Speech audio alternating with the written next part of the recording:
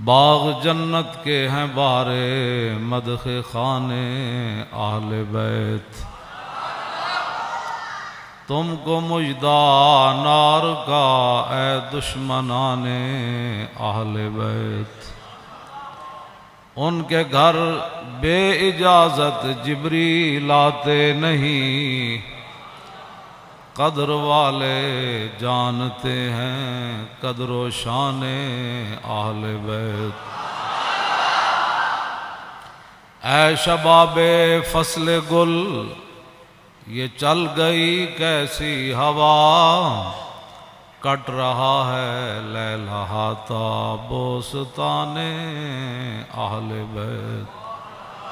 سر شہیدان محبت کے ہیں نیزوں پر بلند، خدا نے اور اونچی کی قدر و شان اہل بیت۔ زخم کھانے کو تو آب تیغ پینے کو دیا، زخم کھانے کو تو آب تیغ پینے کو دیا، خوب دعوت کی بلا کر دشمنان اہل بیت، خوب دعوت کی بلا کر دشمنان اہل بیت۔ مامون الرشید جو حکمران تھا، انہوں نے قسطنطنیہ کے عیسائی بادشاہ کو، قسطنطنیہ تو سلطان محمد فاتح نے بعد میں فتح کیا، جو آج ترکی ہے، استنبول ہے، وہاں عیسائیوں کی حکومت تھی، تو مامون الرشید نے خط لکھا قسطنطنیہ کے حکمران کو کہ یونانی فلسفے کی جتنی کتابیں ہیں اور جو آپ نے نئے نئے علوم ایجاد کیے ہیں وہ ساری کتابیں ہمیں بھیجو۔ اس وقت تو مسلمانوں کا ہی آرڈر چلتا تھا۔ وہ بادشاہ گھبرا گیا، اس نے اپنے پادریوں سے مشورہ کیا کہ مسلمانوں کا حکمران ہماری یونانی فلسفے کی کتابیں اور دیگر جو ہے جدید علوم کی کتابیں منگوا رہے ہیں اپنے ملک میں پڑھانے کے لیے، تو کیا ہم دے دیں، کہیں مسلمان ہم سے آگے تو نہیں نکل جائیں گے؟ تو ان کا جو بڑا پادری تھا اس نے کہا کہ ساری بھیجو، ساری کتابیں بھیجو۔ اس نے کہا کیوں؟ اس نے کہا جب یہ ہماری کتابیں پڑھیں گے نا فلسفے کی، تو پھر یہ قرآن و حدیث بھی فلسفے سے سمجھیں گے، پھر یہ امام حسین کی شہادت پر بھی فلسفہ شہادت بیان کریں گے، اور معراج شریف پر بھی یہ فلسفہ معراج ہی بیان کریں گے، اور نماز پر یہ فلسفہ نماز ہی بیان کرتے رہیں گے۔ ہاں جی، ان کو پھر ہر بات جو ہے وہ ہماری عینک سے یہ اپنا دین پڑھیں گے، فوراً بھیج۔ تو آج بات وہی ہے، فلسفہ شہادت تو بیان ہوتا ہے، لیکن بتاؤ شیخ کہ ابن علی آیا تھا کیوں میدان میں، بتاؤ شیخ کہ ابن علی آیا تھا کیوں میدان میں، گر ہو سکتی تھی حجرے میں شمع ایمانی روشن۔ فلسفہ شہادت، ساری فلسفہ شہادت، تو اس کی بات، اس پادری کی بات کتنی عجیب تھی کہ بھیجو بھیجو، یہ جب قرآن بھی پڑھیں گے تو پھر فلسفہ قرآن ہی بیان کریں گے، فلسفہ حدیث ہی بیان کریں گے، انہوں نے اور کوئی بات نہیں کرنی۔ اس کی وہ دور رس نگاہیں اس پادری کی دیکھ رہی تھی۔ آج مسلمان نماز بھی پڑھتا ہے تو فلسفے کے تحت پڑھتا ہے، یہ نہیں کہ میرے رب کا کوئی آرڈر ہے، کہتا ہے ہو سکتا ہے جو کام رکا ہوا ہے وہ کام ہو جائے، ہو سکتا ہے ویزا لگ جائے، ہو سکتا ہے بیماری سے شفا مل جائے، ہاں، اور یہ فلسفے کے طور پر سارے کام کرتے ہیں۔ تو اس واسطے اگلے جو شعر ہے نا، اس سے پہلے میں نے یہ بات اس لیے بیان کی تھی، آپ ذرا سوچیں کہ ہوا کیا کربلا میں۔ اپنا سودا بیچ کر بازار سونا کر گئے، عن عقبۃ بن ابی العزیر ان الحسین خطب اصحابہ واصحاب الحر بالبیدۃ۔ عقبہ بن ابی العزیر یہ کہتے ہیں کہ مقام بیدہ پر حضرت امام علی مقام امام حسین نے خطبہ دیا، اپنے ساتھیوں کو بھی، اور ہر جو یزیدی فوج کے سپس، بعد میں پھر امام علی مقام کے ساتھ بھی آ گئے، پھر حضرت ہر بن گئے۔ آپ نے خطبہ دیا مقام بیدہ پر، فرمایا فحمد اللہ واسنا علیہ، اللہ کی تعریف بیان کی، پھر اس کی توصیف بیان کی۔ فقال ایھا الناس ان رسول اللہ صلی اللہ تعالی علیہ وسلم قال، فرمایا میں نے اپنے نانا جان کو فرماتے ہوئے سنا، مر رہا منکم سلطانا جائرا، کہ تم میں سے کوئی آدمی ظالم بادشاہ کا زمانہ پائے، یہاں تو ظالم کہنا بھی کہتے ہیں جی آپ نے ظالم کہہ دیا. مرّا منکم سلطانا جائرا، تم میں سے کوئی آدمی ایسے بادشاہ کا زمانہ پائے جائر، جو ظالم بادشاہ ہو، مستحلا لحرم اللہ، جو اللہ تعالیٰ کی حرام کردہ چیزوں کو حلال کر رہا ہو، ناقصا لعہد اللہ، وہ اللہ کے ساتھ عہد و پیمان کر کے پھر اس کو توڑ رہا ہو. کلمہ پڑھنے کے بعد تو پھر نگاہ اور بندے کا رخ اور بندے کی ساری باتیں پھر ادھر ہی ہونی چاہیے نا. لو جی مرّا منکم سلطانا، اے مولا حسین دا خطبہ ہے.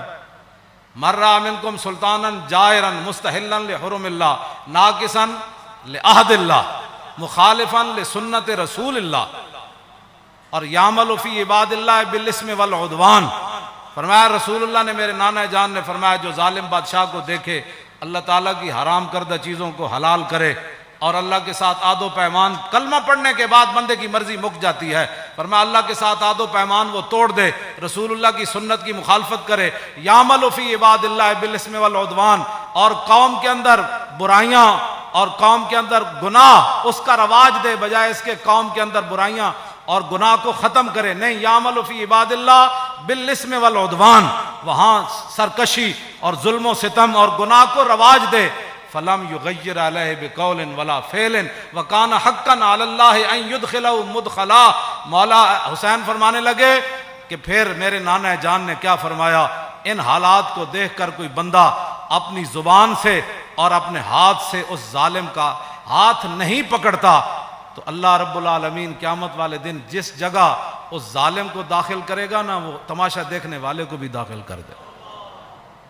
ہمیں بھی بہت سارے لوگ مخلصانہ مشورہ دیتے ہیں، آپ کو کیا پڑی ہے، اس معذوری کی حالت میں آپ جیلیں کاٹتے ہیں، یہ کرتے ہیں، وہ کرتے ہیں، جی یہی بات ہے، کیا پڑی ہے آپ کو. دیکھیں بڑے بڑے لوگ، بڑے بڑے متقی پرہیزگار اپنے آستانوں پر بیٹھے ہیں، اور بڑے بڑے شیوخ حدیثیں پڑھا رہے ہیں، اور بڑے بڑے مدارس چل رہے ہیں. آپ کو کیا مصیبت پڑی ہے؟ کیوں جی، جو چیز مولا حسین کو لے کر کربلا میں گئی نا، وہی چیز خادم حسین کو بھی پریشان کرتی ہے. آگے آپ نے کیا فرمایا، الا ان ہؤلاء قد لزموا طاعۃ الشیطان وترکوا طاعۃ الرحمن واظہروا الفساد وعطلوا الحدود واستاثروا بالفیء وانا احق بالغیر. آپ نے فرمایا دیکھتے نہیں یزید نے کیا کام شروع کر دیا، قد لزموا طاعۃ الشیطان، یہ سارے کے سارے شیطان کے اطاعت گزار بن گئے، وترکوا طاعۃ الرحمن، اللہ کی اطاعت انہوں نے چھوڑ دی، واظہروا الفساد، ہر جگہ انہوں نے دنگا و فساد برپا کر دیا، وعطلوا الحدود، اور اللہ تعالیٰ کے احکام اور اس کی حدود کو معطل کر دیا، واستاثروا بالفیء، اور قومی خزانہ لوٹ کر کھا رہے ہیں. یہ امام حسین نے پھر آگے پہلے یہ بات فرمائی، پھر آپ نے فرمایا حسین مقابلے میں کیوں آیا، چشم گریاں، مزرعے اور گلا کٹ کر نمازے، اور شمر کا خنجر گلوئے خشک پر چلتا رہا، اور بزم حق روشن رہی اور حق کا دیا جلتا رہا. اے امام علی مقام فرمایا وانا حق بالغیر، فرمایا حسین سب سے زیادہ حق رکھتا ہے کہ یزید کے مقابلے میں آئے. میں سب سے زیادہ حق رکھتا ہوں حسین کہ میں تو. اچھا، اب جو فوج سامنے کھڑی تھی، آپ نے یہ بات تو آپ نے پہلے فرمائی نا، پھر جو سامنے آئے ہوئے تھے نا مقابلے میں، جو کہتے تھے دل تے تواڈے نال لیکن تلوار تواڈے نال کوئی، آپ نے فرمایا قد اتتنی کتبکم وقدمت رسلکم ببیعتکم، فرمایا یہ تمہارے خطوط ہیں جو تم نے مجھے بھیجے ہیں، اور بہت سارے قاصد تم نے میرے پاس بھیجے ہیں. کس بات پر؟ انکم لا تسلمونی ولا تخذلونی، کہ میں جب تمہارے پاس آ جاؤں گا تو تم پھر میرے ساتھ مل کر لڑو گے، مجھے یزیدی فوج کے حوالے نہیں کرو گے. یہ تمہارے خطوط ہیں میرے پاس، انکم لا تسلمون ولا، اور تم میرے اوپر حملہ کے وقت خاموش نہیں بیٹھے رہو گے، یہ تم نے لکھا ہوا ہے اس پہ. فَإِن تَمَمْتُمْ بِبَيْعَتِكُمْ تَرْشُدُوا، فرمایا اگر تم اپنی اس بیعت پر قائم رہتے ہو تو پھر ہدایت پا جاؤ گے، تُصِيبُوا رُشْدَكُمْ، ہاں جی، پھر تم ہدایت پا جاؤ گے، پھر تمہیں کوئی مسئلہ نہیں ہے.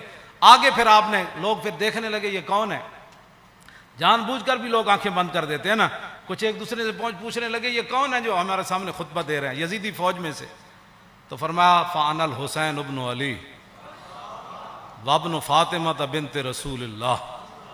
فرمایا جانتے ہو کہ میں حسین بن علی ہوں اور میں سیدہ طیبہ طاہرہ فاطمہ الزہرا کا صاحبزادہ ہوں. جانتے ہو مجھے؟ نفسی ما نفسکم والی ما آلکم فلکم فی اسوۃ. آپ نے فرمایا یہ مت رکھنا کہ حسین تمہیں میدان میں چھوڑ کر چلا جائے گا. جہاں میں رہوں گا، جہاں تم رہو گے، حسین تمہارے ساتھ رہے گا. جہاں تمہارے اہل و عیال ہوں گے، حسین کے بچے بھی وہی ہوں گے. نفسی ما نفسکم والی فلکم فی اسوۃ. اے مولانا جملہ بڑا عجیب ہے. فرمایا حسین کی زندگی کیا تمہارے لیے نمونہ نہیں ہے؟ اے میرے بچے سارے میں بھائی ناڑ لے آیا، سارا خاندان لے آیا. حسین کے میرے فلکم فی اسوۃ، تمہارے لیے میری زندگی ایک نمونہ ہے کہ میں سب کچھ دین کی خاطر لٹانے کے لیے آ گیا ہوں. وَإِن لَّمْ تَفْعَلُوا وَنَكَثْتُمْ عَهْدَكُمْ فَخَلَعْتُمْ أَعْنَاقَكُمْ مِنْ بَيْتِكُمْ فَلَعُمْرِي مَا هِيَ فِيهِ لَهُ نُكْرَةٌ. آپ نے فرمایا کہ اگر تم میرا ساتھ نہیں دیتے اور جو تم نے وعدے کیے وہ توڑ دیتے ہو، میری بیعت تم ختم کرتے ہو، تو اللہ کی قسم مجھے اس پر کوئی زیادہ تعجب نہیں ہے. لَقَدْ فَعَلْتُمُوهُ بِأَبِي وَأَخِي وَابْنِ عَمِّي مسلم. فرمایا مجھ سے پہلے تم میرے ابا جی کے ساتھ بھی یہ غداری کر چکے ہو، اور میرے بھائی حسن کے ساتھ بھی تم غداری کر چکے ہو، اور میرے چچا زاد بھائی مسلم بن عقیل کے ساتھ بھی غداری کر چکے. وَالْمَغْرُورُ مَنِ اغْتَرَّ بِكُمْ فَحَظَّكُمْ أَحْطَاطُمْ وَنَصِيبَكُمْ دَيَّاتُمْ. فرمایا تم سے بڑا کائنات میں بد نصیب کوئی نہیں، جن کو اللہ نے اتنا بڑا حصہ دیا اسلام کی خدمت کرنے کے لیے کہ محمد الرسول اللہ کے نواسے خود آ گئے تمہارے پاس اور پورا خاندان لے کر آ گئے. فرمایا تم سے بڑا کائنات میں بد نصیب کوئی نہیں. جو حصہ تمہارے حصے میں آنا تھا، جو خدمت آنی تھی، تم نے اس کو ضائع کر دیا. آخر میں پھر آپ نے یہ جملے کہہ کر اپنا خطبہ ختم کر دیا. فمن نقص فانما ينقص على نفسه. فرمایا جس نے اپنا عہد و پیمان توڑا، قیامت والے دن اس کا وبال اسی پر آئے گا. حسین آج برات کا اعلان کر رہا ہے. آگے کیا آخری جملہ فرمایا؟ فَسَيُغْنِ اللَّهُ عَنْكُمْ. السلام علیکم ورحمۃ اللہ وبرکاتہ. بس یہ کہہ کر آپ نے خطبہ چھوڑ دیا. آپ نے فرمایا ان قریب حسین کو رب تم سے بے نیاز کر دے گا. اور پھر السلام علیکم ورحمۃ اللہ وبرکاتہ کہہ کر آپ نے خطبے کو چھوڑ دیا.